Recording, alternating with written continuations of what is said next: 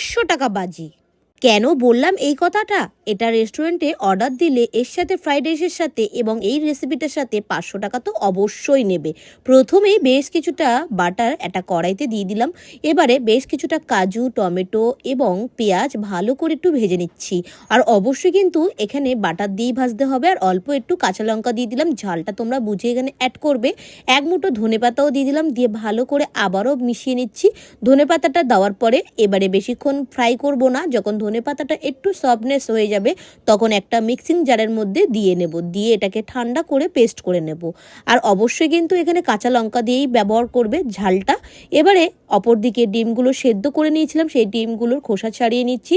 আর ডিমগুলো যেহেতু অনেকটা গরম, মানে জলে দেওয়া হয়নি তাড়াতাড়ি করে রান্নাটা যেহেতু করছি, লবণ গোলমরিচের গুঁড়ো দিয়ে ডিমটাকে ভালো করে মিশিয়ে নিচ্ছি। আর অল্প একটুখানি আমি ছুরি দিয়ে একটুখানি কেটে নিয়েছিলাম যাতে মশলাটা সুন্দরভাবে লেগে যায় এবং মশলাটা ঢোকে।